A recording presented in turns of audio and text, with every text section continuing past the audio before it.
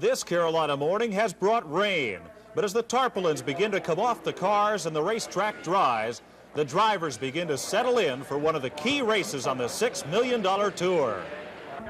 Welcome to the North Carolina Motor Speedway at Rockingham.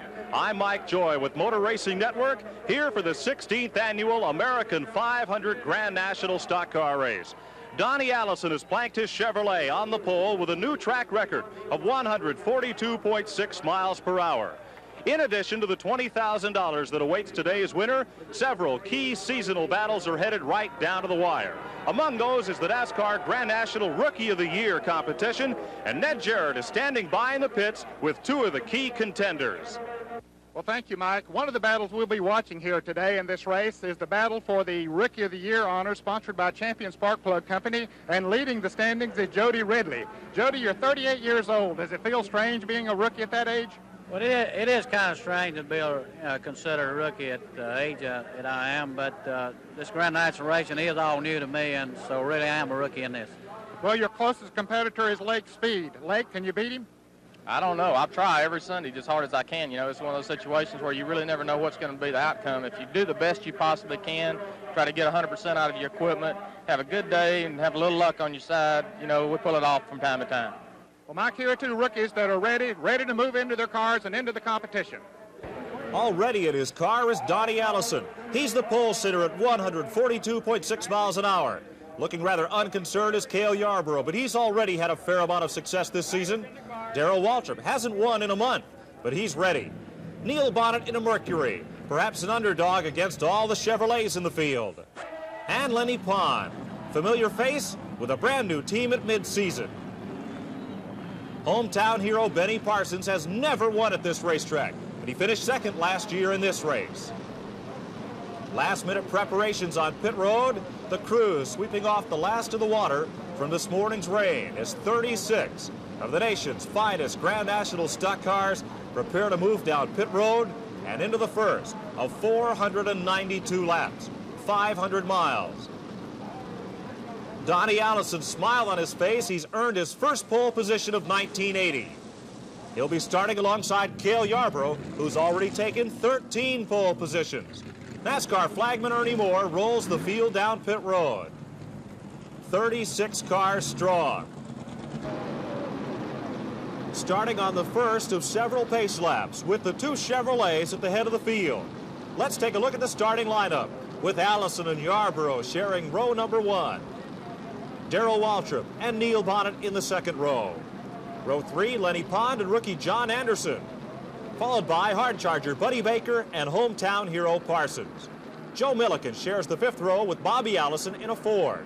The point standing leader Dale Earnhardt is in row six. Rookie point leader Jody Ridley in row seven, and his closest competition Lake Speed starting right behind him. As the 36-car field rolls through the 24-degree banking of turn number two and into the back straightaway on this 1-mile super speedway, they'll be chasing a purse of over $167,000 this afternoon. Mike Joy with Ned Jarrett awaiting the start of the $167,000 American 500 Grand National Stock Car Race. Well, the field now making its way off the second turn, warming up the engines, getting the grease in the rear end hot. There's Jody Ridley on the outside of Richard Petty, the 7-time Winston Cup champion. As the field moves to turn 3 and 4, the track looks slick. That is not from the morning rain, that's from the driveway sealer, or bear grease as the drivers call it, that's been applied to this racetrack to ensure a smooth but sticky surface.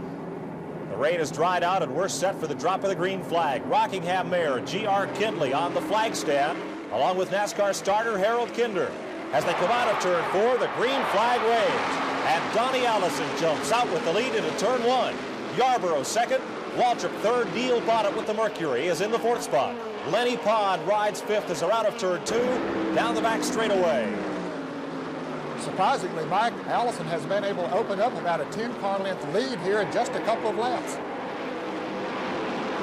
Donnie Allison, winning his first pole position of the 1980 season, takes the Kenny Childers' own Chevrolet down into turns 1 and 2 with a healthy lead over Cale Yarborough.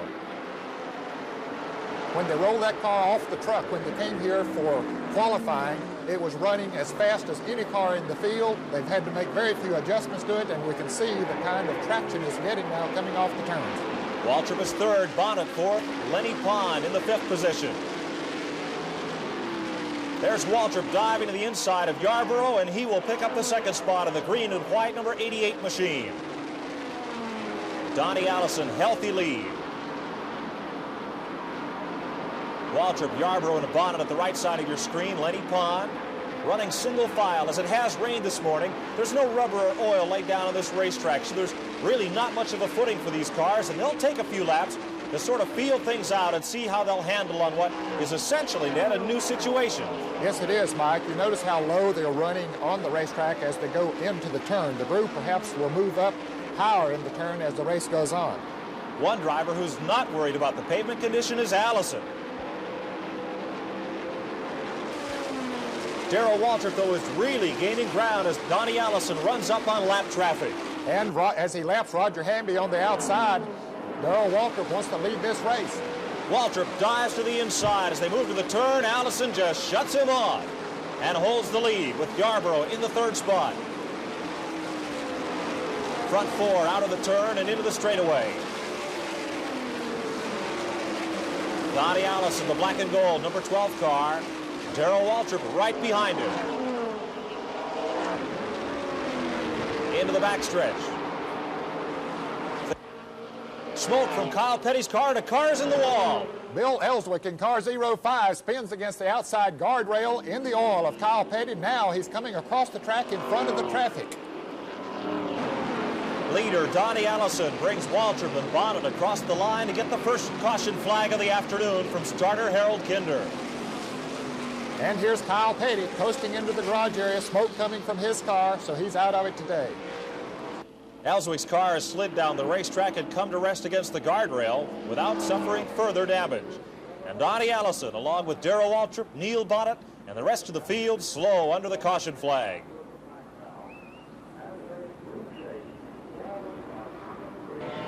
For Kyle Petty, it's been a short afternoon. His car is already parked in the garage area, victim of engine failure. At turn 2, the smoke began to pour from Petty's car, and Bill Ellswick appeared to get into that oil and begin a sharp slide up the banking and into the unforgiving Armco barrier. He's now in the pit area, standing by with Ned Jarrett. Well, Mike, the world powerboat racing champion Bill Ellswick is out of it here early. Bill, did you get in Kyle Petty's oil? Apparently, we've been having trouble in number 1 all week, and I thought I just lost it, but apparently I did get in his oil if he blew his motor. Has to be frustrating to go out this early. Yeah, it is. I look forward to this race. This is my favorite track. But the track has not been kind to Ellswick. He's crashed his last 2 times out here. Harold Kinder drops the green flag, and Donnie Allison immediately moves out and reestablishes his lead. And he goes right to the inside of the racetrack, as he has done all day, Mike, and the car is working beautifully there for him as Neil Bonnet tries to put a move on Darrell Waltrip. Neil Bonnet on the inside of Waltrip as they come to the turn, and he is denied and drops back in single file order. Back in the battle for 8th position.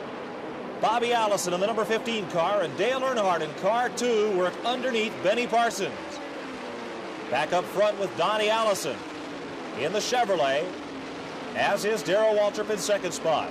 Bonnet third in the number 21 Mercury. Waltrip now has moved right up on the back bumper of Donnie Allison, doing a little bit of drafting. It's very effective here. They're running about 140 miles an hour. Well, catching him is one thing, but passing is another, and Waltrip makes his move at the start-finish line.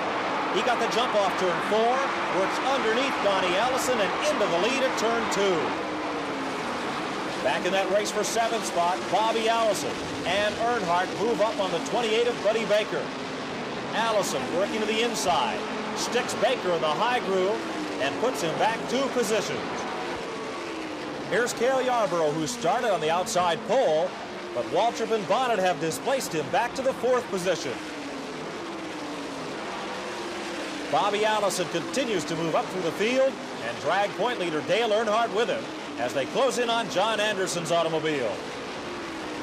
Mike, here are two of the best in the business. Buddy Baker in the car 28, Richard Petty, a 9-time winner here. He won this race first back in 1968. Buddy Baker trying to win it his first time.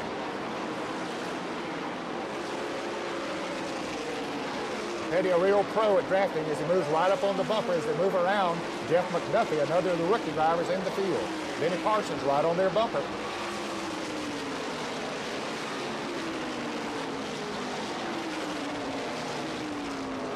Oh, trouble up at turn 2. There is Anderson's car sliding down in front of traffic, and the field has to split to move around him as the caution flag is out once again. Anderson, we saw just moments ago, racing in the battle for 6th spot. And we'll be back after this. Back at the American 500, and we are under the caution flag again. The safety cars getting almost as many laps as the race cars today. While we were away, the field was restarted under green, but not for very long. Let's take a look at what happened. Ernie Klein came down the front straightaway, lost the engine in his Chevrolet, and went sliding up toward the first turn wall, and just misses the Armco barrier before getting that car straightened out, but he's through for the day. A tough break for a young competitor, Mike, running in his very first Grand National race. And here is the rookie contender, Lake Speed, being held on pit road by the NASCAR official. He was running in the 17th position. Now he will go a lap down and drop out of the top 20. Speed trying desperately to get in the rookie run, and here now he's given the go signal by the NASCAR official, so he rejoins the field. But remember, he's a lap down. Problems also on Jody Ridley's car, the rookie point leader. He can't fire that Ford on pit road, and the members from several other crews rush out to help get that Junie Donlevy prepared Thunderbird rolling again. Mike, it seems he has it fired now and headed on down the pit road to rejoin the field. Ridley, one of the top winners on the short track, now he comes to a stop once again. Ridley, something is still wrong. Now he gets to going again. Now, Mike, back to you. This has been a year for youth on the Grand National circuit. Last year's Rookie of the Year, Dale Earnhardt, currently leads the Grand National point standings in the chase for the national driving title. One key to Earnhardt's success has been the phenomenal performance of his crew chief, Doug Richard. Richard is only 20 years old, took over the guidance of the team in mid-season, and has maintained the Grand National point lead. Ned Jarrett spoke with Doug Richard earlier. Doug Richard, how does a 20-year-old become a crew chief on a multi-million-dollar operation? Well, Ned, I was just pretty much in the right place when I was out in California, and I worked hard at it, and the man also gave me a break, and I slowly worked up on some shorter tracks and some different cars, and I slowly progressed moving back here, you know, with the Australian team, and here I am. Do you feel a lot of pressure? Well, there's more pressure now, but I'm trying to put it aside. We're trying to win this championship this year. It'll be the first time a rookie has ever won Rookie of the Year and went on the next year to win the championship. And I'm tickled to death to be doing this job, you know, for that kind of situation. Doug Richard's car, number 2, runs in the second position behind Neil Bonnet. Pit stops under the caution flag have jumbled up the field as we're getting ready to go back to green flag racing. Richard Childress is out ahead of the leader, Neil Bonnet, as they get the green flag and head for turn number 1. 3, 4 cars abreast. Childress cuts to the low side. Bonnet, looking to put him a lap down, is the second car in line, and Earnhardt is in close pursuit. In the backstretch, Neil Bonnet of the number 21 Mercury and Dale Earnhardt in the Chevrolet number 2. Move underneath Childress and work on that 1-2 battle for position. Mike, Dale Earnhardt doing a beautiful job of drafting here. He wants to lead this race because if he does, he gets a 5-point bonus. And that's very important now, as close as the point battle is for the national championship. Earnhardt is the national driving title point leader right now, ahead of Cale Yarborough and Richard Petty. A little further back in the field, Bobby Allison begins to ramble and move up. He's locked in a battle with Harry Gant in car number 47 for the 5th position. The low groove is the place to pass here at the North Carolina Motor Speedway as Bobby Allison moves around Harry Gant, and as Gant gets into high groove, here comes Darrell Waltrip right down on the inside of him. That'll move Allison up into 4th spot in car number 15. Back to the head of the field. There's Bonnet's Mercury. and the Chevrolet of Earnhardt keeping close tabs on one another. Bonnet better not make a slip because Earnhardt is sitting right there ready to move around. Here he is, ready to make a move. At the start-finish line, Earnhardt works under Neil Bonnet, and as they go to turn one, catches Bonnet up in the high groove. And Earnhardt, the national point leader, leads the American 500. And Mike, look at this battle for ninth position. Dave Marcus moving around Joe Milliken. Milliken driving the car number 75, and here's Lenny Pond moving on the inside. And the winningest driver of them all, Richard Petty in car number 43, moving up on their back bumper into turn 3. And back to the front of the field, Earnhardt slams the door on Neil Bonnet at turn number 1, as Bonnet fought to get the lead back on the inside. Dale Earnhardt, sophomore sensation, the first driver in 5 years to win a race in his rookie season, now trying to win the national driving title. And here's that battle once again as Joe Milliken in car number 75 leads Lenny Pond. Richard Petty has moved around Jody Ridley, and here's the battle for the lead again. Bonnet continues to try and run Earnhardt down in the corner. And here's Richard Petty making a move on the inside of Lenny Pond and Dave Marcus, picking them off 2 at a time. The inside groove net is the place to be here. Very definitely. All afternoon we've seen that the inside groove is the fastest place to be. They just get better traction there. Here's Jody Ridley moving around Dave Marcus. Richard Petty and Ridley proving that point as they move up in the field. Back up front, Earnhardt in lap traffic, and Neil Bonnet has the inside. Bonnet puts the Mercury up ahead of Earnhardt and recaptures the lead. Just one little slip is all it took. Earnhardt got out of the groove, and Bonnet moved right around. And here's Earnhardt now trying to make a move on Bonnet. As long as these two cars draft single file, they can move away from the rest of the field. 2 cars working together are faster than 1 car alone. They move up on Ronnie Thomas, a former Rookie of the Year. Bonnet goes to the low side, and Earnhardt is pinned in. What a move. Neil Bonnet coming from the inside to the outside, and Earnhardt picking his way through the traffic. What a driving piece. And it gained him a 6-car length lead as he works around Dick May. And while that was happening, Darrell Waltrip now has moved up on the back bumper, running in 3rd place.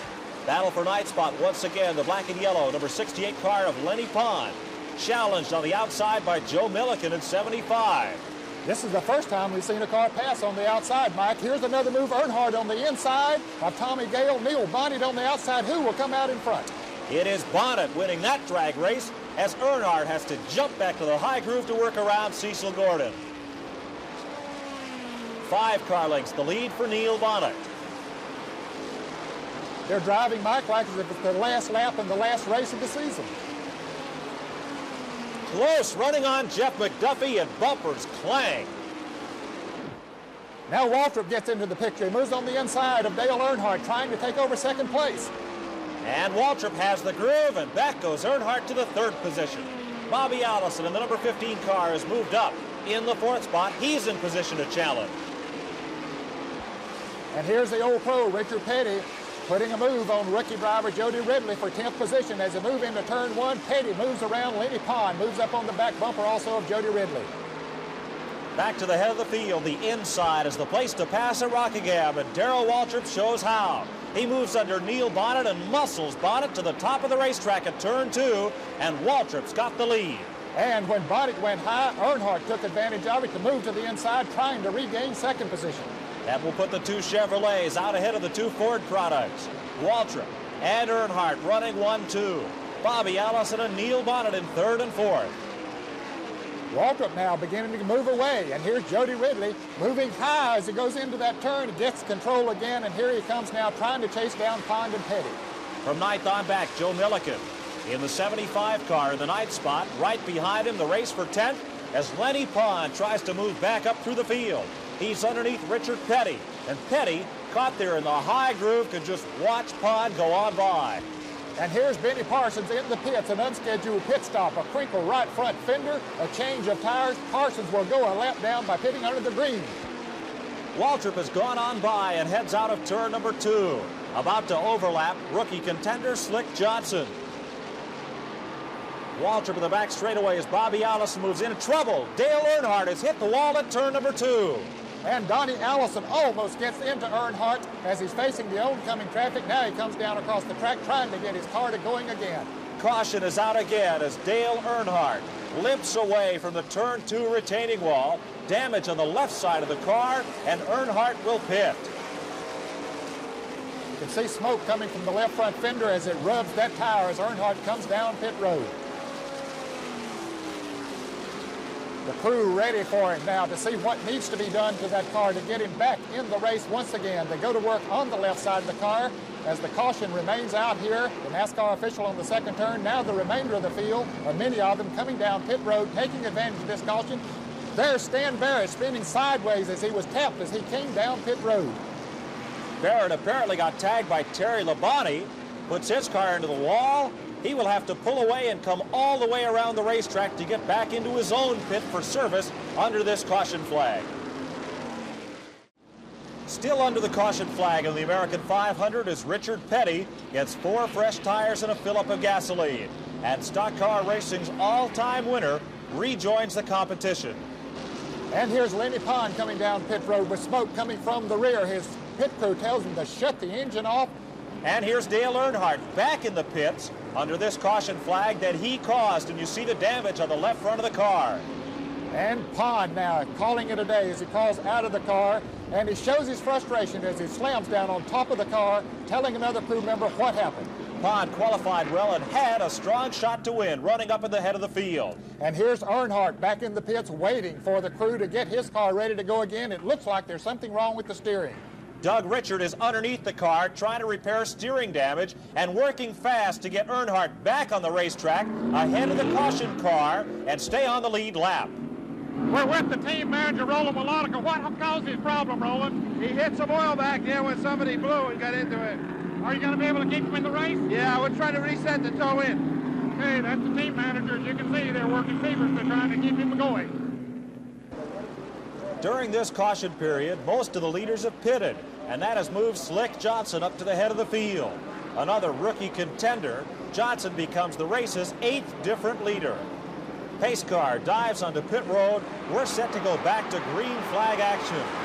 Out of turn 4 and down to the start-finish line, they are 3 cars wide heading for turn number 1, and Cecil Gordon beats the leader into the turn. Slick Johnson on the inside of the racetrack, but Cale Yarborough muscles past on the outside, and Yarborough gets the lead back. Slick Johnson in second, Harry Gant in third, Bobby Allison fourth, all working a high groove. Cale Yarborough started on the outside pole, but he's not run at the head of the field.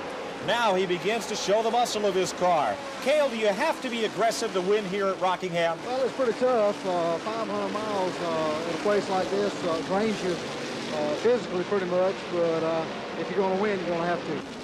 Well, Mike, back when I was racing, you could pace yourself. That's not Cale Yarborough's style as he's showing right now. He likes to run out front.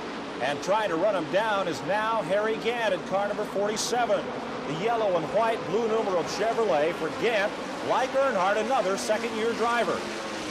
Here's Darrell Waltrip trying to make a move on Bobby Allison as he takes him into turn 1. Waltrip moves up into the 3rd position and puts Allison's Ford back to the 4th spot. Leader Cale Yarborough takes them down into turn number 3 with Harry Gant trying to close ground. Mike, Harry Gant has never won a Grand National race. He's come awfully close several times this year. Bob Johnson, the crew chief on that car, has really been doing a good job this year. They've turned in good pit stops recently. They're just waiting for that first victory. It could come here today. Darrell Waltrip moving up fast. Last month at Dover, Gant had the lead and could taste the champagne when a late race caution handed the event to Darrell Waltrip. Now Gant and Waltrip working the draft together, tracking down leader Cale Yarborough into the first turn. And Mike, you'll notice Gant can't keep his car quite as low on the racetrack. He slips up, gives Waltrip just the edge he needs to move around him into second place. And at the top of your screen, Donnie Allison moves to the inside, bidding for 5th position. There's the entire Alabama gang. Bobby leading brother Donnie Allison and Neil Bonnet, all from Hueytown, Alabama, and all closing in on the leaders. And back up front, here's Darrell Waltrip trying to make a move on Cale Yarborough with Gant running right on Waltrip's bumper. Front 3 cars tightly aligned to the back straightaway. Cale Yarborough, bottom of your screen in the number 11 car, leading Darrell Waltrip. Harry Gant, Bobby and Donnie Allison, and Neil Bonnet. And here's Waltrip down on the inside. He sent Yarborough up the way he wanted him, and Waltrip is after the lead. The low groove is the fast way around this speedway.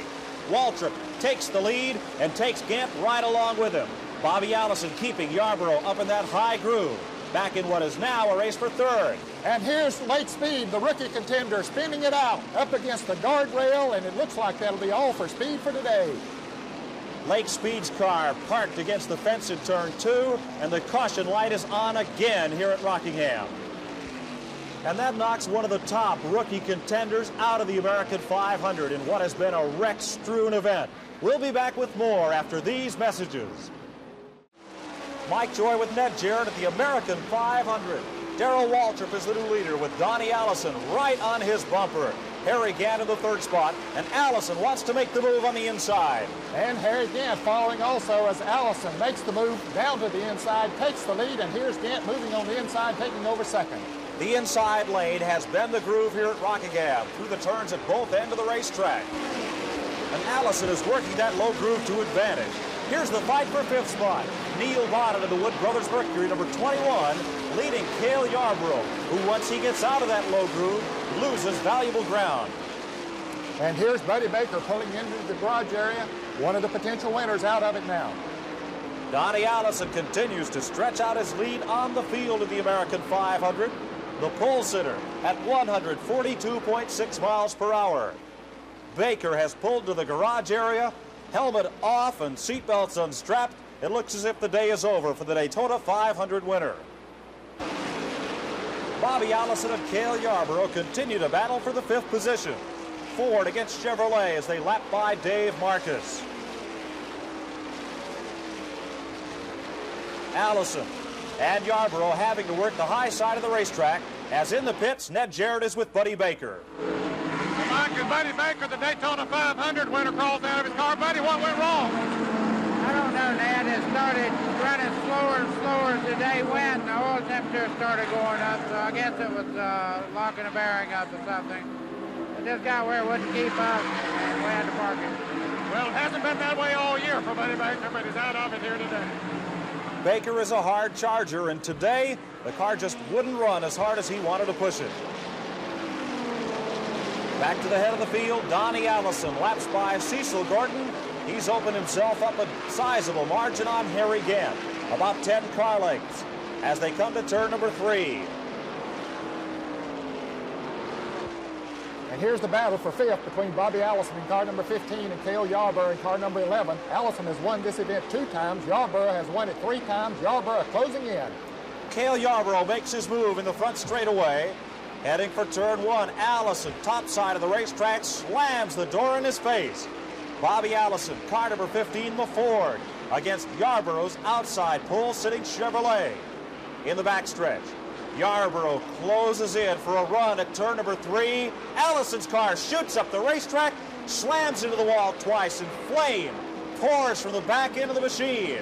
Allison carries the car down off the banking and onto pit road. Smoke filling the cockpit, obscuring his vision as it tears up the racetrack. Coming down the pit road, the window net is up, and Allison is trying to bail out of the car and steer it all at the same time. Bobby Allison out of the car and runs to safety as his crew and the firemen come to his aid. And there's not much left of Bud Moore's Ford after that battle with the third turn retaining wall. The hood is up as the Moore crew looks for the cause of the problem, and Ned Jarrett is standing by with Bobby Allison in the pits. First of all, Bobby, what happened up there? I blew it right front, hit the wall in turn 3. Well, that was a hairy experience. Yeah, something caught on fire on the car. But you're okay. Yeah, as soon as you let me get my breath. Okay, Bobby. Good luck next time. Bobby Allison and all these race fans are still trying to get their breath. Allison's car took off like a shot, hit the third turn wall once and again, the second time appearing to break a fuel line, causing that gasoline fire from the back of the car. The cockpit very quickly fills with smoke, and it's all Allison can do to see through the windshield and guide that car down onto pit road. His thoughts are first to get it safely out of the way of competition, and then for his own safety as he is unbuckled and starting to bail out as the car is still rolling along at 30 or 40 miles an hour. The right front wheel locked up, so the car will coast to a stop, losing its own momentum as it comes down pit road, and Bobby Allison punches the ejection button, and he's out of the car. Allison's skill got him off the third turn wall and down the pit road, but Allison is lucky to be unhurt.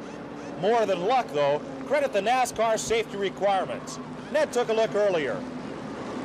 Here is the type of gas tank that is in your passenger car. It's a metal gas tank, holds approximately 22 gallons, as do the NASCAR cars, but it can burst open on impact. This is a type of tank that was used in the earlier days of NASCAR, but it has been replaced with this fuel cell, which is a rubberized container, has a special foam rubber inside that holds the gasoline. It keeps it from sloshing back and forth for one thing, but also it will not burst open on impact.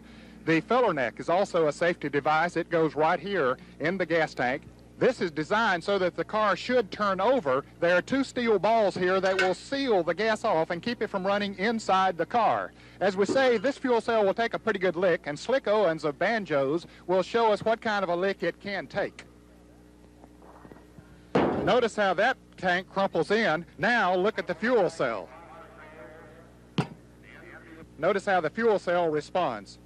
When they really get serious about safety in this country, maybe instead of the horns and the buzzers and the bells, they'll start putting these in our automobiles. Bobby Allison will be able to race next weekend, thanks to NASCAR's stringent safety rules. Waiting for the restart, Harry Gant is at the head of the field.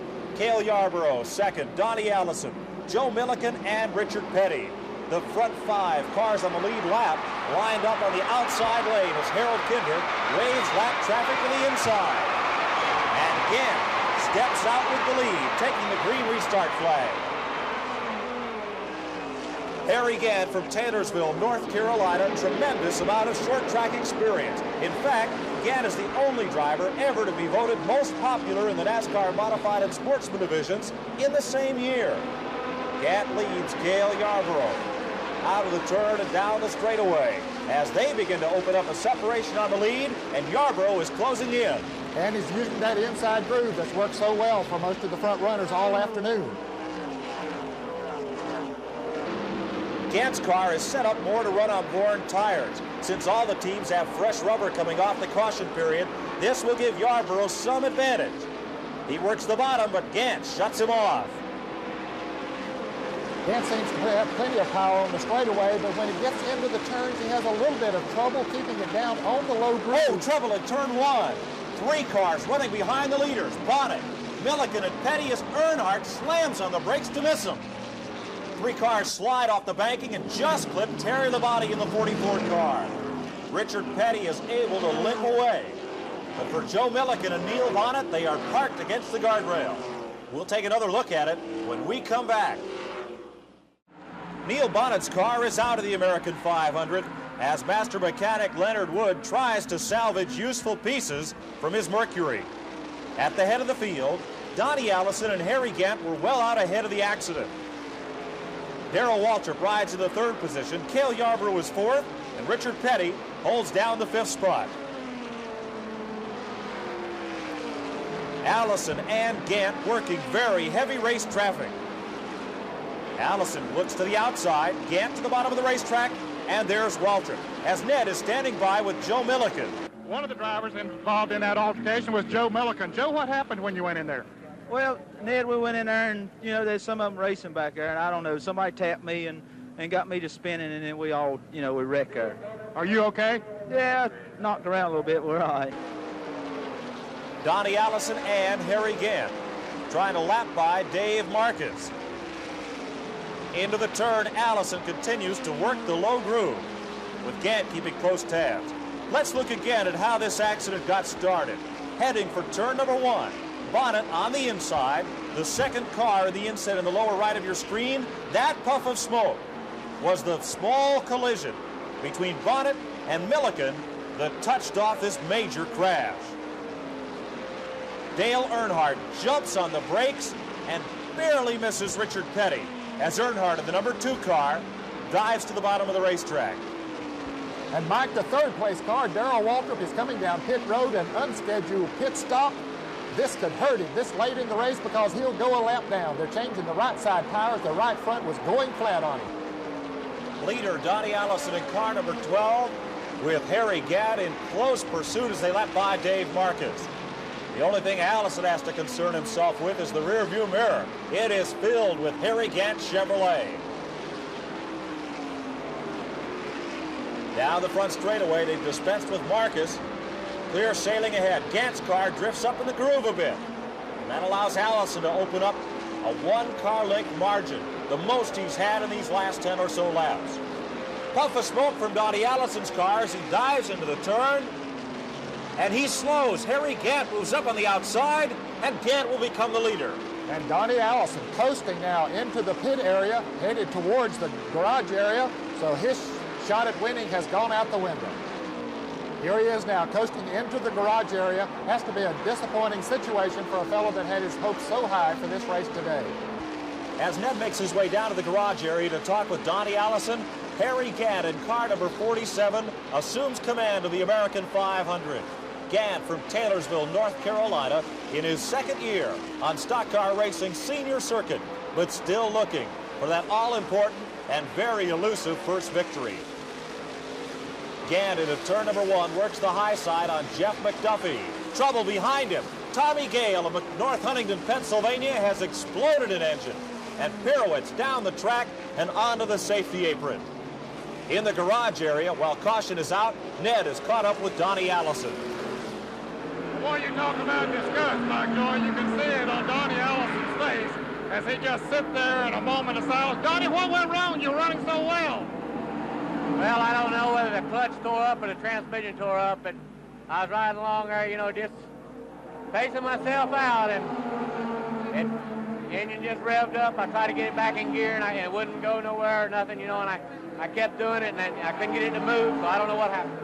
Well, Mike, if it's not one thing, it's another that's taking the front runners out here this afternoon. And victory continues to elude the Kenny Childers Donnie Allison team. Back with the finish after this. Into the closing laps of the American 500, Stock Car Racing's winningest driver of all time, Richard Petty, in the number 43 automobile, has assumed command.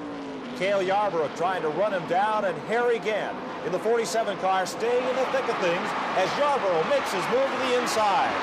And the fast groove has been on the inside all afternoon. Yarborough gets down underneath Petty and takes the lead. While Petty's on the high side, Harry Gant pulls up alongside to battle Richard for the second spot. Gant, the number 47 car, takes the second spot going into the turn.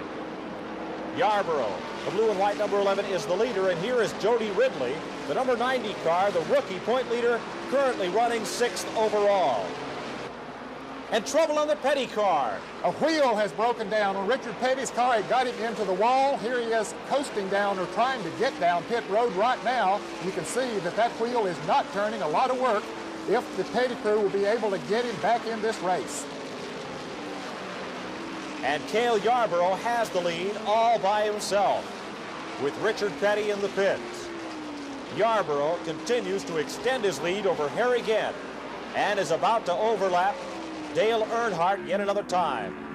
And here's Joe Milliken standing by to relieve Richard Petty. Now he's unfastening the window screen. Milliken will get in the car if they're able to get it ready to go again. The Petty crew working on all sides of this car, changing tires, pulling sheet metal away from the wheels. Petty's coming out of the car, Joe Milliken going in, and here's Earnhardt coming in with more trouble. He's had trouble all day, and now the wheels are running in different directions. When Earnhardt hit the wall early in the race, he suffered steering damage. This could be a further development of the same problem. Cale Yarborough overlaps the top rookie in the race, Jody Ridley. And a long pit stop for the Petty. Certainly not a typical one. Mike Joy took a look at what goes into a 14-second pit stop. As Richard Petty pulls to a stop, 6 men go over the pit wall in a high-speed ballet. Ken Wilson manhandles his 65-pound jack and raises the right side of the car.